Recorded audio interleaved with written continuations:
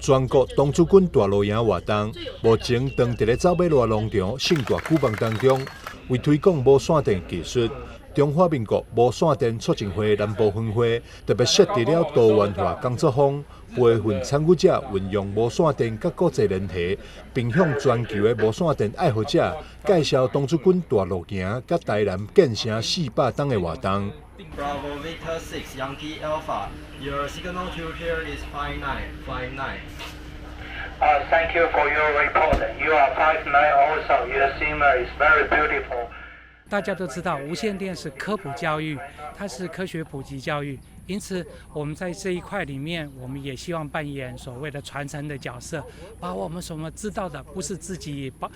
拥有，而是真的能够把它给所有的小朋友们，大家也可以一起来参与，一起了解这项科学，去摸这个东西，让他们知道其实它并没有那么陌生，其实它是跟我们生活息息相关的。这种无线电的通讯是透过那个电离层直接打到地球上面的电离层，所以你在地球的任何一方，跟美国、日本、澳洲，甚至北极、南极，只要有这样技术的，全部都可以做上通讯跟连线。这尤其是在大灾难的时候，或是像之前921地震的时候，那么他们无线电的协会就有进驻到里面去协助相关的通讯跟救灾，所以了解这个通讯对孩子们、对童子军帮助非常的大。真侪少年人可能唔知影，过去网络无发达时阵，无线电就是上快速、方便的沟通技术。透过工作坊的课程，让学员了解无线电的原理甲知识。我们的背后有一个这种电感标，那这个电感标就是国际通用的无线电组织都会使用到的电感，因为天线其实就是一个电感，所以说我们用电感当做无线电的标志。那不同国家设计的都不一样。我也是人生中第一次接触到这个无线电，非常的新奇。这是我第一次接触到无线电这个。那特别吸引我就是，你看那么远的距离，然后又就是可以有联络这样子，然后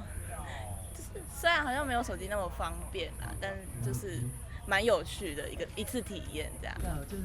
立法委员陈廷辉甲服务团队执行长蔡永全、中华民国无线电协会秘书长高大伟、南部分会长吴明正、台南基会长陈庆生等人做伙参与无线电的交流活动。教这些童军还有女童军，他们在未来的整个求生或是协助这所有的野战，能够有更不一样的一些体验跟生活。所以我们这一次有体验营这样的一个工作坊，其实真的很感谢我们无线电促进协会全国这样子来协助，让他们这个童军跟女童军可以直接感受到他可以怎么去运用这些无线电，包括我们现在政府也在推 AI 所以我觉得这怎么结合都是我们未来的方向。陈廷辉表示，无线电在跨文化沟通的重要性，不仅是促进语言交流，并在公共通讯中断时发挥关键作用。也鼓励东莞小朋友把握学习机会，掌握无线电技术，并在生活当中应用这技能。伊也进一步指出，台南作为文化底蕴深厚城市，是学习甲成长上好的场所。伊也期待大家伫遮拢会当得到丰富知识甲经验。记者张秀仪采访报道。